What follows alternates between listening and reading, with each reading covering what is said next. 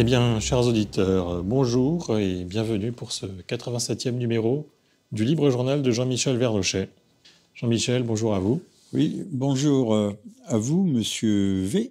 Bonjour à toutes, bonsoir à toutes et à tous. Et puis voilà, en ce mardi qui était encore un mardi de colère, de manifestation. Même la préfecture de police a annoncé 300 000 marcheurs dans Paris, je ne sais pas combien dans le reste de la France. Mais cette marche, cette colère, cette ire va bien au-delà, bien entendu, de la question des retraites. C'est un rejet global, fondamental des politiques qui sont suivies, poursuivies. Et je rappelle, il y a quand même des menaces. Au moment où on parle de créer des propriétés populaires, sans propriété foncière, mais des propriétés, l'accès à la propriété. Tous les jours, il y a un gadget nouveau qui apparaît. Un jour, c'est les pistes cyclables. Le lendemain matin, c'est la formation professionnelle. Maintenant, c'est l'accès à la propriété, mais sans nous dire que l'État veut nous confisquer cette propriété, qui est pourtant inscrite au tout début dans les premiers articles de la Constitution de 1789, qui sert de préambule à la Constitution de la Ve République, le droit de propriété. Je vous rappelle que quand on paye une taxe d'habitation, on paye pour habiter chez soi, en plus des charges, ce qui est naturel, les charges. Mais une taxe d'habitation et des taxes foncières, on se demande où est la propriété. On est déjà ultra taxé par l'État. Donc la propriété n'existe plus. Il faudrait peut-être l'admettre. Et comme l'avait dit Monsieur Schwab, en 2034 ou en 2030, vous ne posséderez plus rien et vous serez heureux. Ben, je ne suis pas sûr. Eh bien, l'actualité de ce début de mois de juin commence fort et je crois que vous vouliez commencer par rappeler 3 anniversaires. Oui, cher monsieur V, je pense qu'effectivement, la mémoire doit être cultivée, même si elle ne doit pas devenir un culte. Hein. On ne va pas tomber dans la pornographie mémorielle, parce qu'on nous ressasse toujours la mémoire. La mémoire, souvenez-vous, mais c'est toujours une mémoire qui louche, une mémoire aussi qui est tout à fait hémiplégique. Alors, je rappellerai que nous sommes aujourd'hui le 6 juin 2023 et que le 6 juin 44 débarquaient les gens qui étaient venus nous libérer entre guillemets, puisque si vous vous reportez, et c'est pas difficile, vous allez sur les archives, dans la presse anglo-saxonne, vous verrez, on ne parle que d'une chose, de l'invasion. Ces gens sont venus en conquérant, avec leurs gros sabots, leurs gros rangers, leur ration de singe. Le singe, ne tombons pas dans l'antispécisme, c'était du cornet de bif, du bœuf en bois, et des petits manuels pour pouvoir baiser les petites françaises. Hein. Il y a une quantité de jolies petites images avec des petites françaises blondes qui montrent un bout de leur petite culotte d'ailleurs et qui font risette avec des slogans comme Kiss me, kiss me, kiss me. Je rappelle que les Américains avaient prévu l'AMGOT qui était un gouvernement d'occupation de la France. Ça a capoté, on dit que c'est la faute à De Gaulle si ce projet a capoté, avec déjà une monnaie, qui était une monnaie, un dollar d'occupation. Donc ces gens ne sont pas venus nous libérer, ils sont venus nous occuper, et ensuite ce qu'on appelle le plan Marshall, la soi-disant aide, c'était parce que il fallait que l'économie américaine se sortît du marasme. Et le spectre de la crise de 29 n'était pas encore totalement dissipé. Donc on a créé des liens économiques en faisant des concessions qui ont été particulièrement scandaleuses, notamment dans le domaine culturel et le cinéma. Je vous renvoie au livre d'Autant Lara sur le sujet. Et donc cette libération va ouvrir une ère qui est une ère qu'on peut qualifier quand même de barbarie, puisque c'est soi-disant la démocratie qui s'installait, mais en fait ça a été l'ère de l'épuration.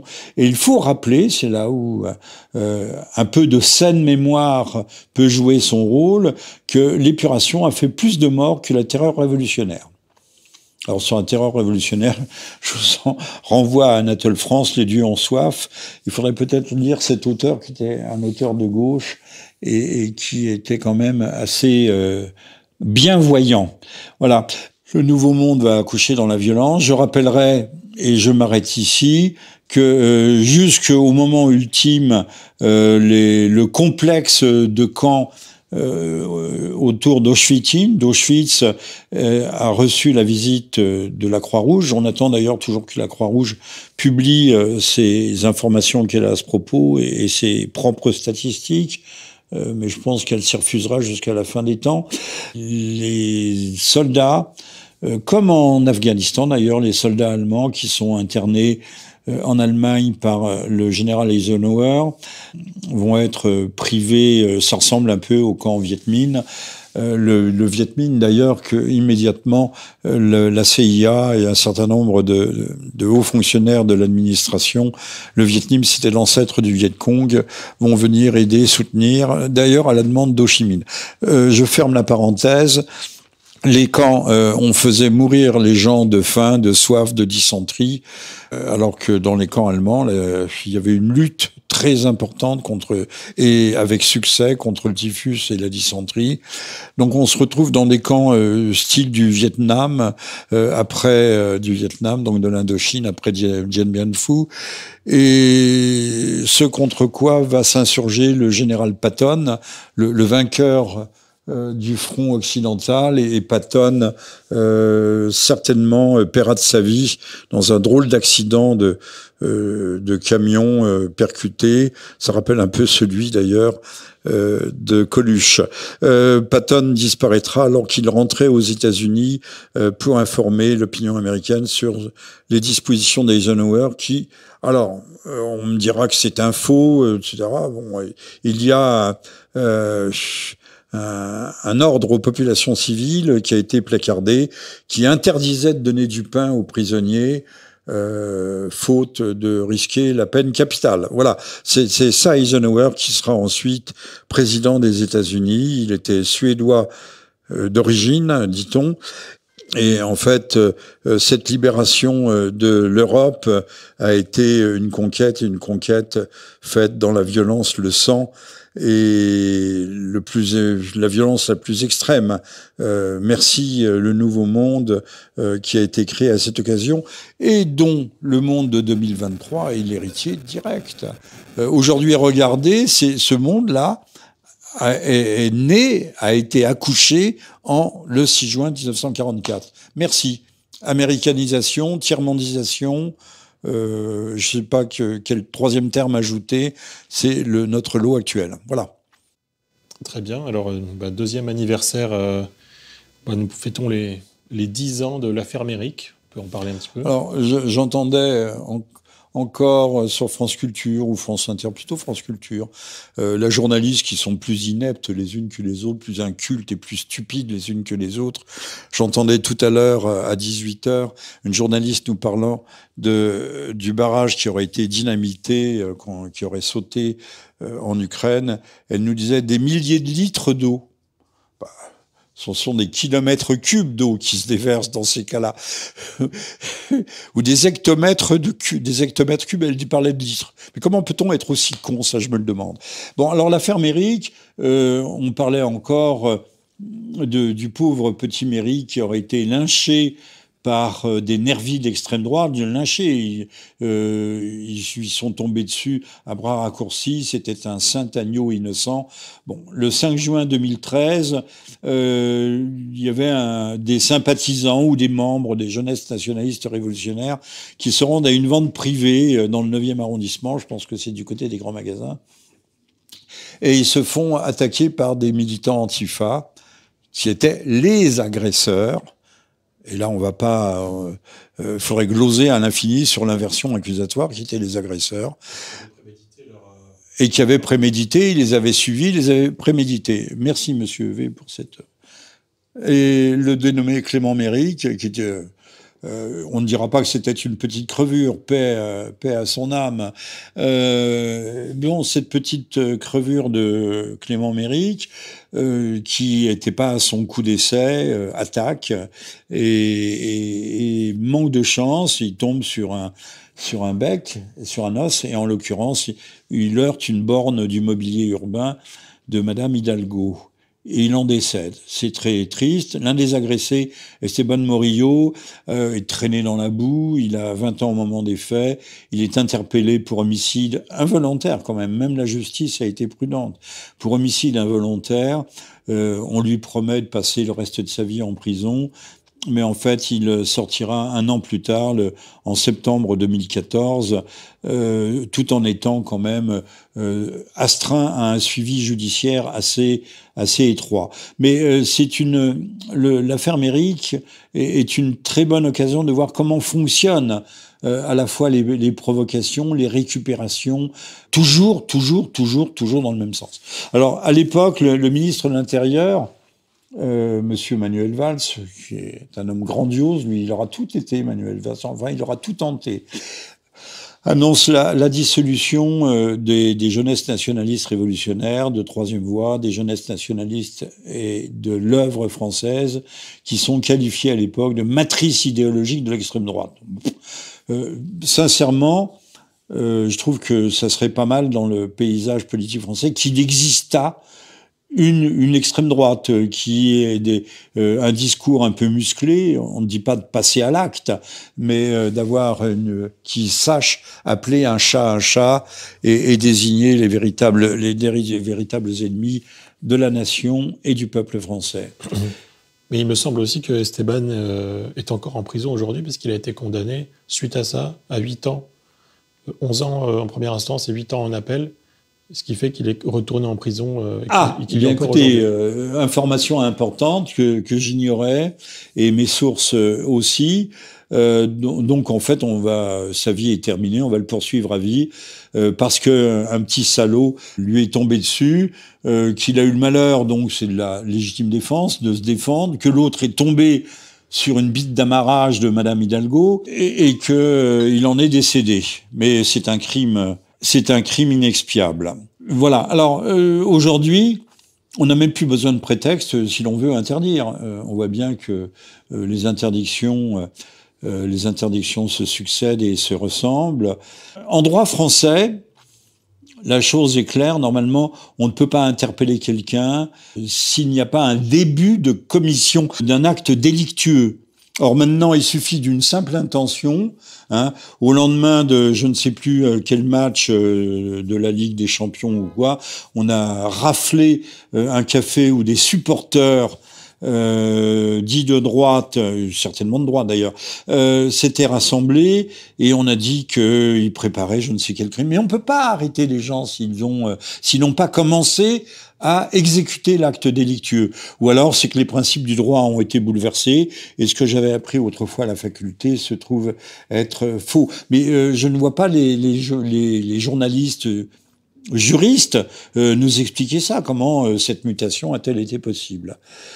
Alors, il faut aussi quand même noter qu'aujourd'hui, par la manifestation d'aujourd'hui, M. Darmanin avait fait, toujours dans cette optique de prévenir l'événement délictueux, voire criminel, a fait interdire, on dit de nombreux, alors j'adore la précision journalistique aussi et médiatique, il en a fait bloquer 17 aux frontières, parce qu'on sait, depuis les Gilets jaunes, que les gars arrivaient à jet continu, prenaient le train, l'autobus depuis la Belgique, de ce qu'on appellerait des fichiers S chez nous, des gens connus et reconnus par tous les services européens, on les laissait arriver tranquillement.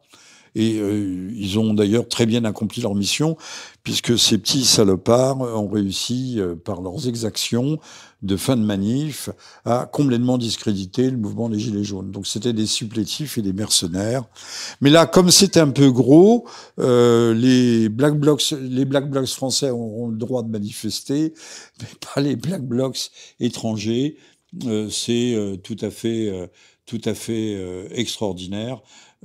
Mais par contre, il y aurait un groupuscule dit d'extrême droite, alors là, ça serait d'hystérie la plus totale et la plus absolue.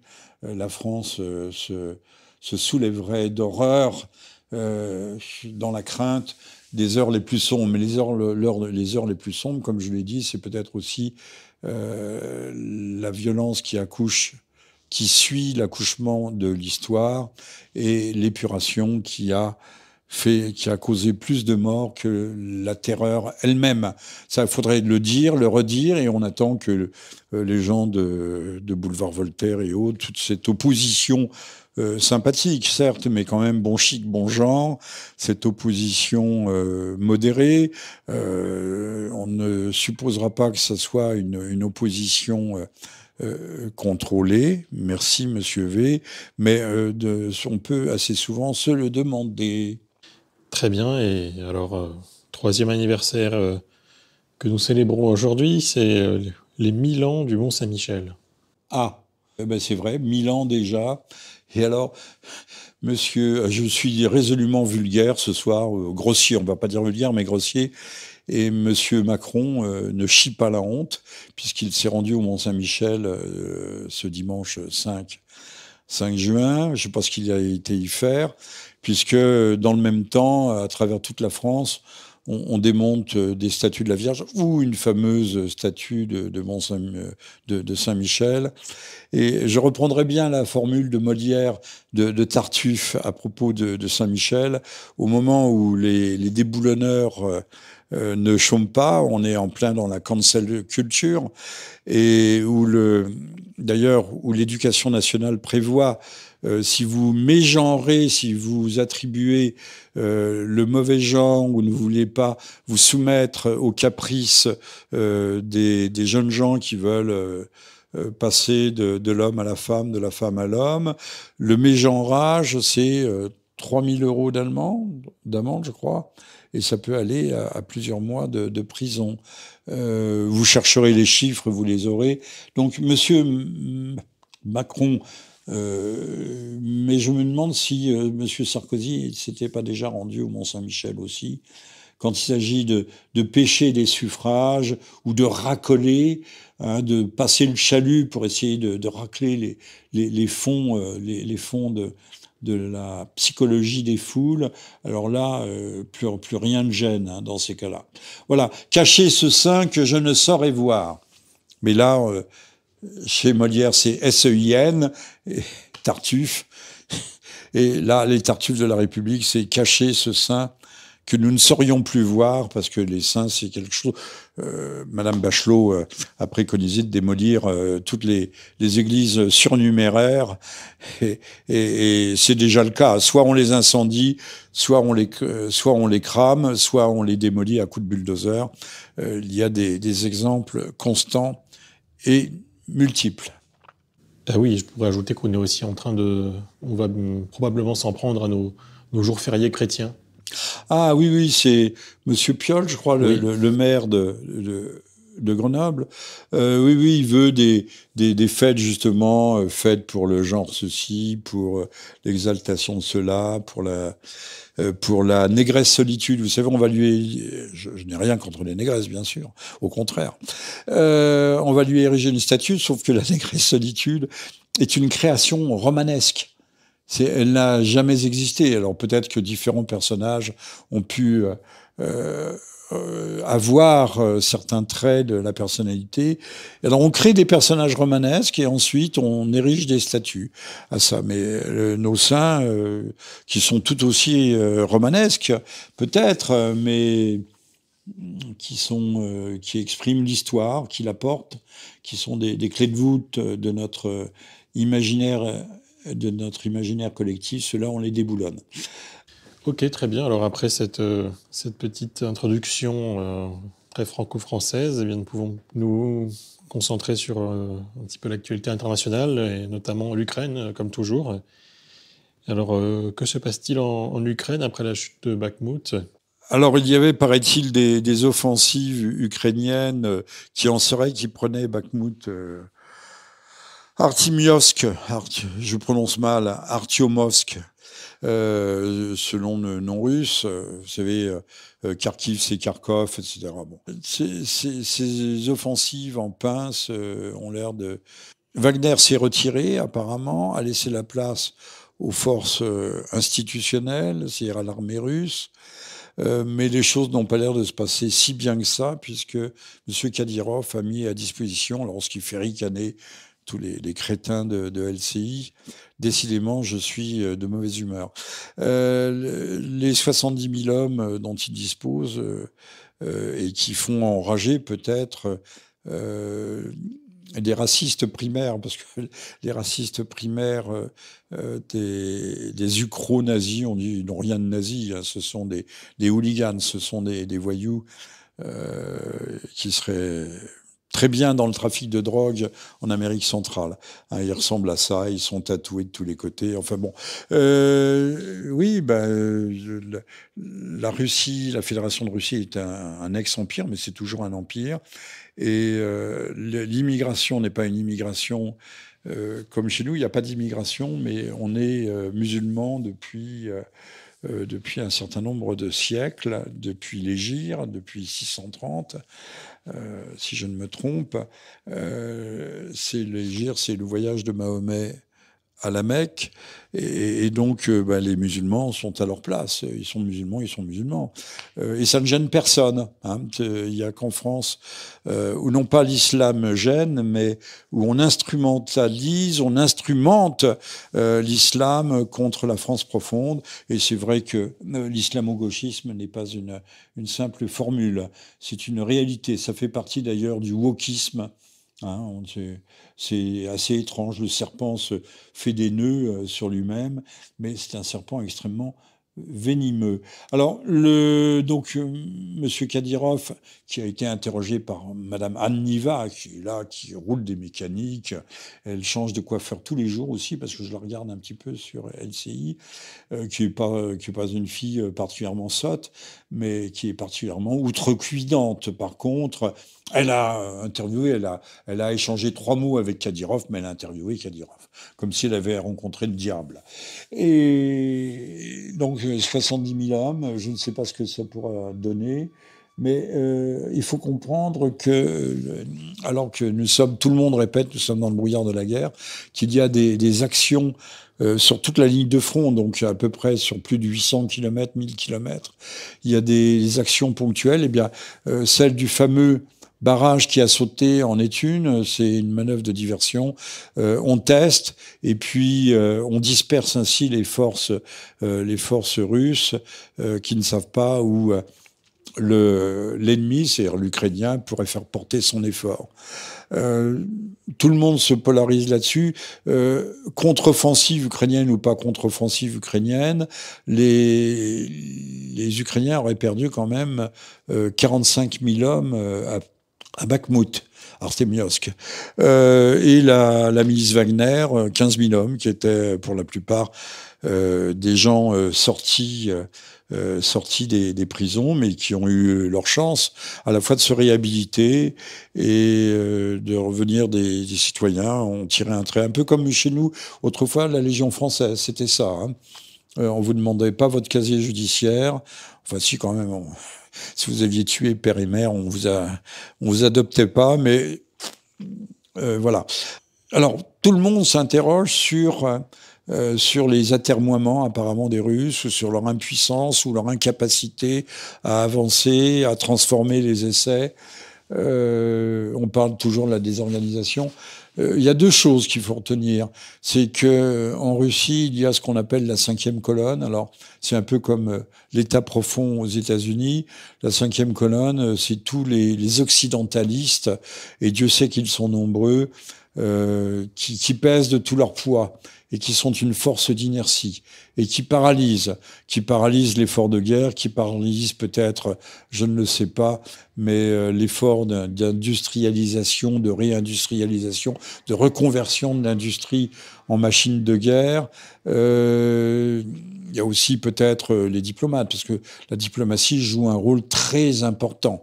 On a vu dans la région de Belgorod des Russes, soi-disant opposants, résistants, mais qui sont la Légion russe, je sais pas quoi, qui sont armés avec du matériel occidental. Alors les occidentaux, américains, anglais, allemands, il y avait un blindé à roues américain, un lance-roquettes, je sais pas quoi, qui aurait été anglais. Ceci ou cela, Paraît-il, il y avait un oukase, c'est un mot russe, il y avait un oukase de la part de l'OTAN, ne pas utiliser de matériel occidental sur le territoire russe. Je pense que tout ça, ce sont des paroles verbales. Ils savent très bien, d'autant que dans les rangs de ces Russes, il y a apparemment des Polonais. Il y a du matériel polonais, il y a des Polonais. Donc, outre les prodigieuses inerties, les blocages, qu'ils soient les auto-interdictions d'ordre diplomatique, on ne parle plus de l'usage de l'arme nucléaire, vous remarquerez. Je pense que tout le monde est d'accord pour que certaines limites ne soient pas franchies. Hein. C'est tacite, c'est implicite, mais c'est bien réel et ça compte, que ce soit pour Biden ou pour j'allais dire le Parti communiste russe. Non, il n'y a plus de parti communiste. Si, il y a toujours un parti communiste, mais pour la nomenclatura de l'actuel pouvoir. Je pense que moi, c'est une opinion personnelle. Que ça soit Belgorod, que ça soit pas Belgorod, oui Belgorod, ces attaques sont des diversions. Ce qu'un immense crétin de Jong, plein de lui-même sur LCI, appelle appelle de ce mot extraordinaire, il appelle ça une déception. Mais non, c'est pas une déception. Monsieur De Jong apprenait à parler français. Déception est un mot anglais pour parler d'intoxication, justement d'envoi de leurre. Hein, on parle de manœuvre de déception en anglais, pas en français. En français, on parle de diversion, on parle de voilà. Et il pourrait y avoir, et ça, j'y pense depuis longtemps, et je ne dois pas être le seul à concentrer mes regards là-dessus. La Transnistrie est occupée actuellement. La Transnistrie, c'est une partie détachée de la Moldavie. C'est au-dessus d'Odessa. Abrite 1000 à 1500 soldats russes qui sont pour l'instant inertes. Hein. Ils sont l'arme au pied, mais ce qui ne veut pas dire qu'ils ne soient pas vigilants.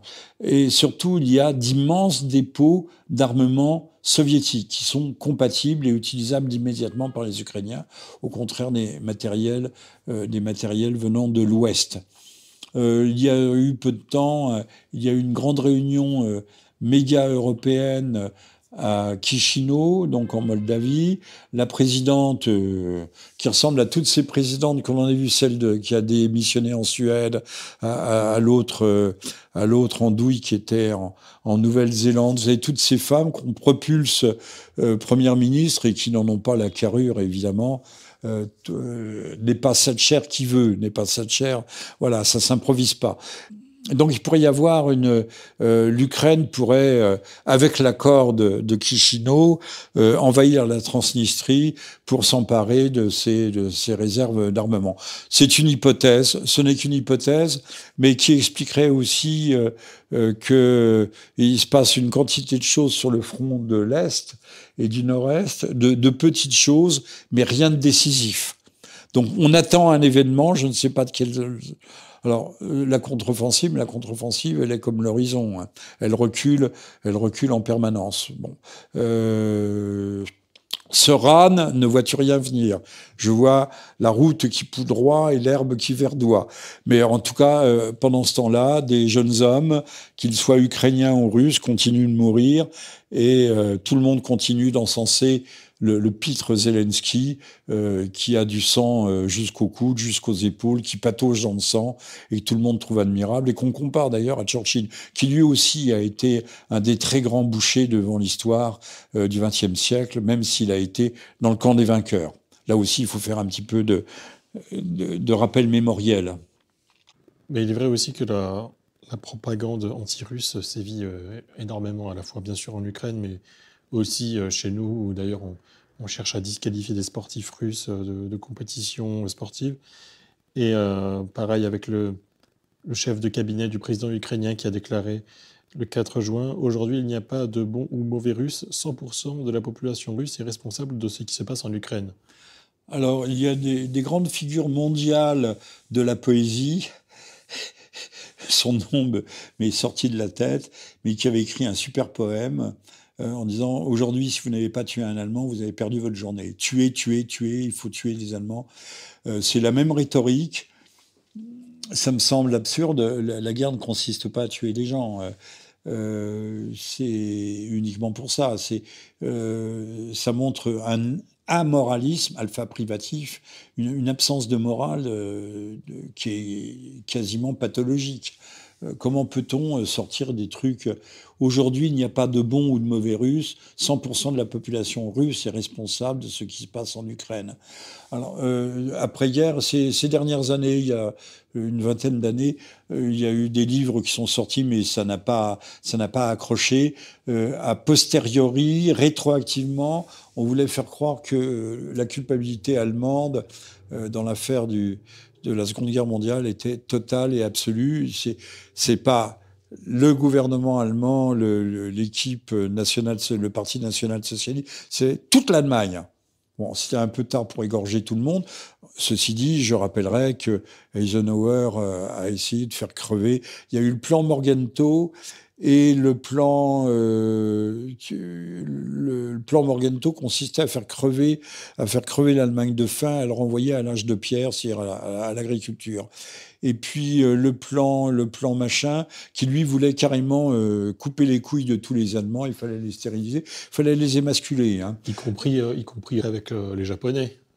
Le plan Hiroshima, ça c'était avec Truman, mais... Mais ce sont de grands humanistes. Voilà. Alors, ça n'a pas abouti, puisque tout d'un coup, ils se sont rendus compte, c'est Churchill qui avait dit « We killed the wrong pig ». On a égorgé le mauvais cochon. Ils se sont aperçus que le danger était à l'Est, et d'ailleurs, les Allemands avaient tenté à plusieurs reprises une alliance, justement, pour bloquer l'avance du communisme. Je dirais, ça va peut-être choquer beaucoup de gens, et notamment David Lépée, garçon fort intelligent, qui a, devant des membres du Parlement européen, a prononcé un discours, une conférence, en disant il n'y a aucun rapport entre le communisme et le wokisme. Mais non, c'est la même chose. On est passé de la lutte des classes à la guerre des sexes et à la guerre des races. Bon, si monsieur Lépée ne comprend pas ça... Et donc, je ne m'égare pas, je reviens. Oui, Churchill a tout d'un coup découvert que le véritable ennemi, c'était celui contre lequel le Reich allemand était en guerre, c'est-à-dire l'Union soviétique et le communisme. Mais le communisme a percolé, il a diffusé, et aujourd'hui, il nous revient au visage sous la forme de ce wokisme qui est la lutte contre la lutte pour l'égalité absolue, la lutte contre toutes les oppressions, toutes les dominations. Mais c'est la même idéologie. Mais idéologie qui est aujourd'hui quand même très injectée de libéralisme à n'en plus finir. J'ai écrit dans mes nombreux livres qu'hélas, pas assez de monde n'a lu dans mes livres il y a un Ubac et un Adret dans les montagnes, il y a une face nord et une face sud. L'ultralibéralisme, c'est l'autre face du communisme. Il vise les mêmes choses, mais par des moyens différents. L'ultralibéralisme veut la disparition des frontières, la disparition des peuples, la dissolution, et tout le monde consommateur, tout le monde interchangeable, tout le monde jeune consommateur, puis producteur pendant un certain temps, et puis après de nouveau consommateur, et après à la poubelle. C'est pour ça que l'on va nous imposer l'euthanasie. Hein, sous couvert de liberté, etc., de dignité. La dignité est toujours au rendez-vous dans ces cas. Le droit à mourir dans la dignité. Oui, droit et dignité dans la même phrase. Je rappellerai que quand Madame Veil fait passer sa loi sur l'avortement, elle nous terrorise en disant ces femmes qui meurent pour s'être fait avorter avec des aiguilles à tricoter. Il faut sauver des vies, l'avortement ne sera qu'un acte tout à fait exceptionnel. À l'époque, alors on va dire que je suis un vil trafiquant de chiffres. À l'époque, c'était les avortements, ça représentait les avortements 2000, peut-être à 10 000 ou 14 000, plutôt 2000 par an. Alors, il y avait des accidents, ça, c'est la vérité. Nul ne nie que c'était une pratique à risque. Aujourd'hui, on en est en moyenne, tous les ans, vous faites le calcul sur 40 ans, 220 000. Et donc, comme il y a 220 000 naissances en moins, et qu'on a, il y a plus de famille, il y a plus que des familles monoparentales, comme si une famille monoparentale était une famille. Autrefois, on pouvait accoucher sous X, c'est-à-dire on pouvait faire sous X, c'était totalement anonyme, et l'enfant pouvait être adopté. Maintenant, on va chercher des petits Équatoriens, des petits Birmans, des Guatémaltèques, tout ce que l'on veut à adopter, des petits Africains. Il n'y a plus d'enfants à adopter, et ceux qui sont les couples stériles sont obligés d'aller à l'autre bout du monde. Donc toujours la dignité, on en appelle au bon sentiment, c'est la pleurnicherie perpétuelle. Hein. C'est devenu d'ailleurs nos grands médias, privés comme publics, sont devenus inaudibles. On nous fait pleurer à tout bout de champ, surtout pour les gens à l'autre bout du monde. Puis qu'on commence par balayer devant notre porte, qu'on commence à remettre de l'ordre chez nous. Exactement. Et d'ailleurs, que l'Union européenne balaye devant sa porte également, car elle est en bras de fer avec Viktor Orban. On va en parler. Oui, Orban est un salaud, c'est bien connu.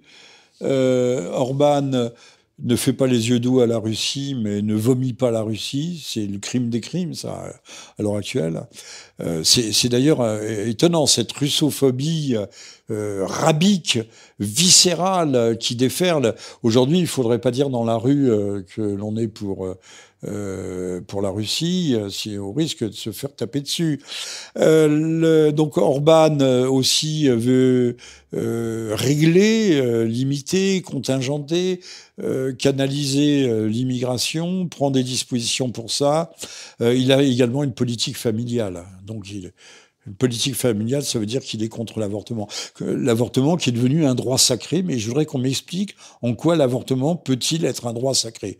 C'est un pis-aller, c'est les femmes qui se font avorter, c'est parce qu'elles n'ont pas su prendre leurs précautions, et Dieu sait que les précautions existent de nos jours, avant, après, pendant, nos grands-mères savaient déjà très bien gérer la chose, enfin plus ou moins bien. Je rappellerai que dans la France rurale, au Moyen-Âge, quand un enfant arrivait, c'était un grand malheur, parce que c'était une bouche à nourrir. Mais enfin, on l'accueillait, on l'accueillait comme on accueillait le Christ. Et donc, M. Orban est un type qui est tellement détestable qu'on entend, on essaye, on se propose de modifier les institutions européennes pour le punir, pour l'exclure. Monsieur Orban et la Bulgarie doivent prendre, enfin c'est la Bulgarie qui doit prendre la tête de la présidence tournante de l'Union européenne en janvier prochain. Eh bien, tout est fait actuellement pour éviter qu'Orban ne devienne ce président. C'est vrai que les présidents proposent, ils n'ont pas un grand pouvoir, mais ils proposent le calendrier des dossiers à étudier. Donc c'est pas neutre. Hein. Quand on veut évacuer un dossier, soit on nomme une commission, soit on reporte ça sine die ou au calendre grec, et le dossier n'est jamais ouvert, réouvert. Et surtout, personne n'est jamais consulté. C'est ça la démocratie, la vraie. Je vous demande de réfléchir à ce qui est devenu la démocratie aujourd'hui. Non seulement elle est pas moribonde, elle est morte, elle est même putréfiée, et elle s'est convertie en son contraire.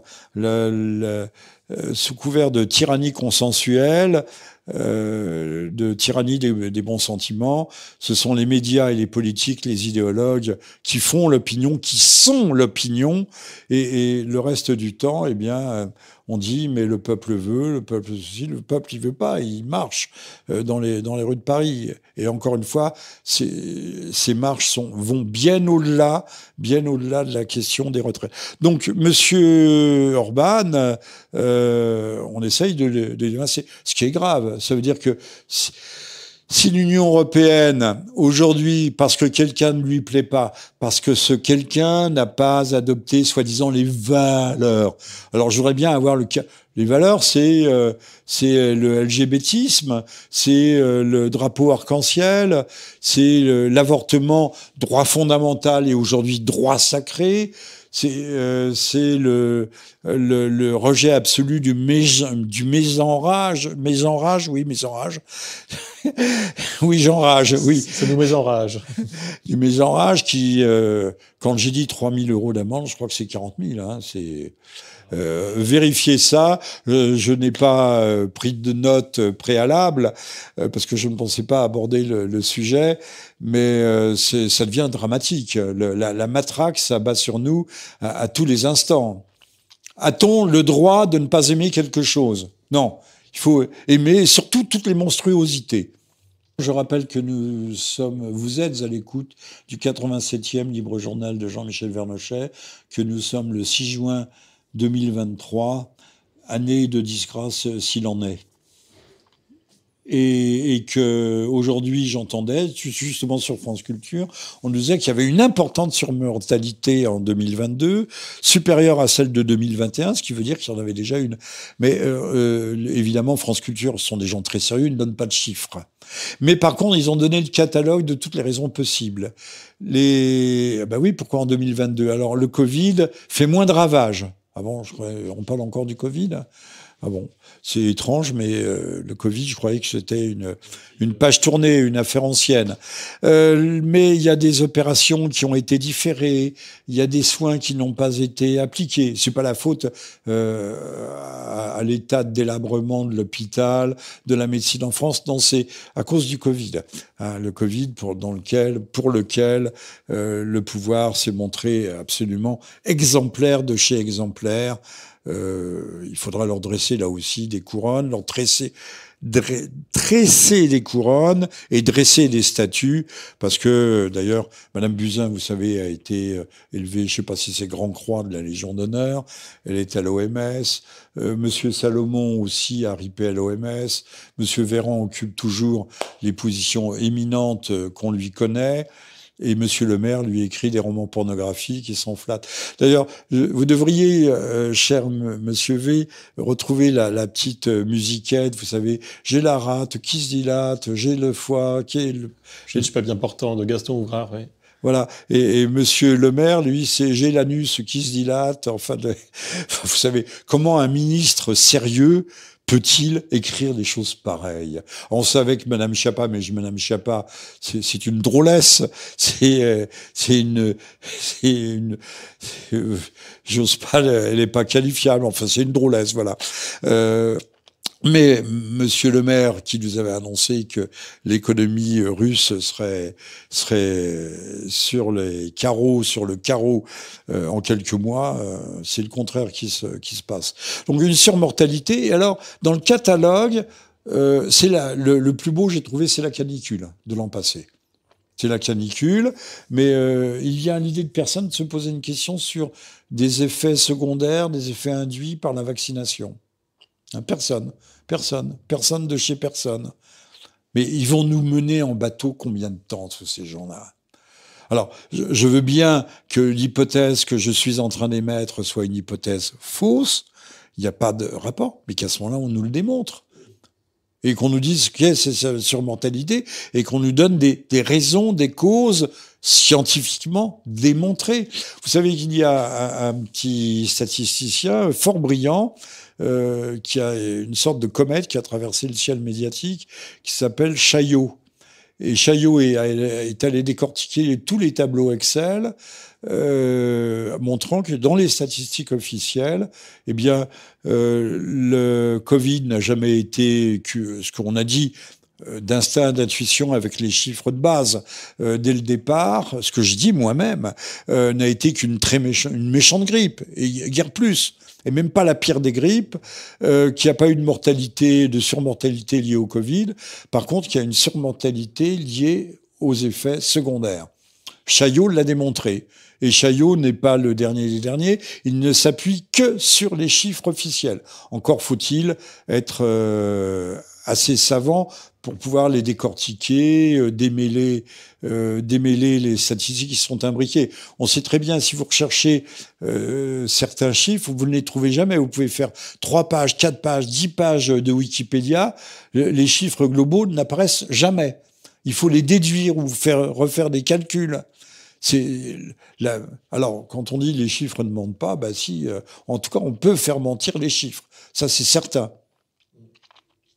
Alors, Monsieur V, ce que je ne fais rarement, je le fais pas et j'oublie de le faire et j'en bats ma coulpe. Je voulais signaler la réédition par Contre-Culture d'un livre de Gustave Le Bon, des extraits de sa civilisation, des grandes heures de la civilisation. Il se penche sur la civilisation juive, comme il s'était penché sur la civilisation des Arabes. C'est tout à fait clair. C'est un petit livre. J'aime beaucoup les petits livres. Il y a du pour et du contre, évidemment. Quand il décortique l'Ancien Testament, il laisse poindre sa grande admiration pour le caractère poétique, les cantiques des cantiques et autres. Et en dimension, mais il faut savoir que les peuples du désert n'avaient pas, en dehors comme distraction, en dehors les peuples nomades notamment, en dehors d'aller faire des résous, des gazous, des razzias si vous préférez, des gazous chez le voisin, d'éventrer les femmes ou de prendre les enfants comme esclaves. Donc ils s'ennuyaient et c'était de très grands poètes. Je pense qu'aujourd'hui, avec le wahhabisme, on a supprimé les moulakat, c'est-à-dire les suspendus, qui étaient pour la plupart des poèmes pré-islamiques qui étaient suspendus dans la Kaaba, autour de la Kaaba. Et donc parmi ces moulakats, il y avait notamment les poèmes d'un fils d'esclave qui s'appelait Antar et qui sont absolument sublimes. Donc les peuples du désert, les peuples sémitiques, dont font partie les Arabes et les Juifs, normalement, ont toujours été de très très grands poètes. Et ça, Gustave Le Bon, qui est l'un des grands génies du XXe siècle, c'est pourquoi il est ignoré des foules et des masses. C'est pas seulement parce qu'il a écrit la psychologie des foules.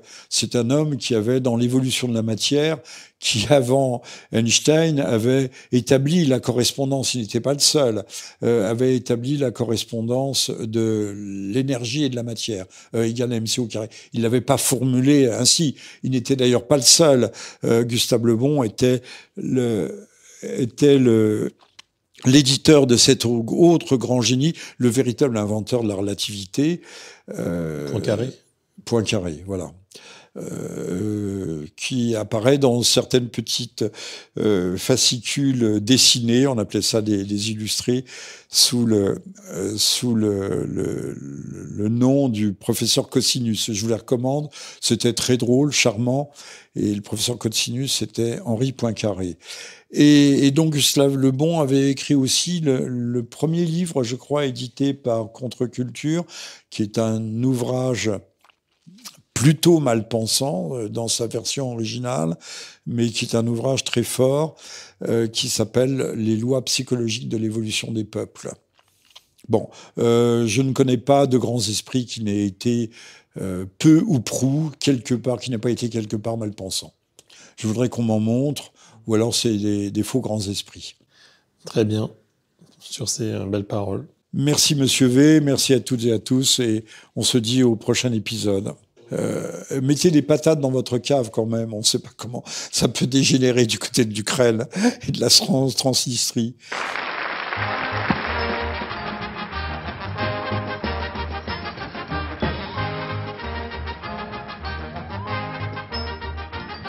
Depuis que je suis militaire, ce n'est pas rigolo entre nous. Je suis d'une santé précaire et je me fais un mauvais sang fou. J'ai beau vouloir me remonter, je souffre de tous les côtés.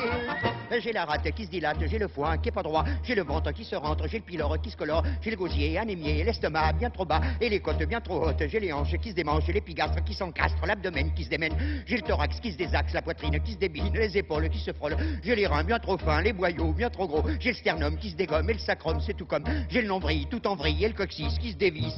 Ah mon Dieu que c'est embêtant d'être toujours patraque, ah mon Dieu que c'est embêtant, je ne suis pas bien portant. Ouais.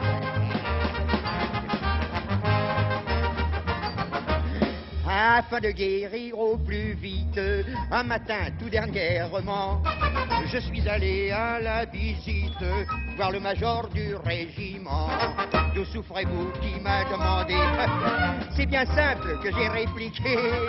J'ai la rate qui se dilate, j'ai le foie qui est pas droit, j'ai le ventre qui se rentre, j'ai le pylore qui se colore, j'ai le gosier anémié, l'estomac bien trop bas et les côtes bien trop hautes, j'ai les hanches qui se démangent, j'ai l'épigastre qui s'encastre, l'abdomen qui se démène, j'ai le thorax qui se désaxe, la poitrine qui se débine, les épaules qui se frôlent, j'ai les reins bien trop fins, les boyaux bien trop gros, j'ai le sternum qui se dégomme et le sacrum c'est tout comme, j'ai le nombril tout en vrille et le coccyx qui se dévisse, et puis j'ai ajouté, voyez-vous, ce n'est pas tout, j'ai les genoux qui sont mous, j'ai le fémur qui est trop dur, j'ai les cuisses qui se raidissent, les guiboles qui flageolent, j'ai les chevilles qui se tortillent, les rotules qui ondulent, les tibias à plat, les mollets trop épais, les orteils pas pareils, j'ai le cœur en largeur, les poumons tout en long, l'occiput qui chahute, j'ai les coudes qui se dessoudent, j'ai les seins sous le bassin et le bassin qui est pas sain.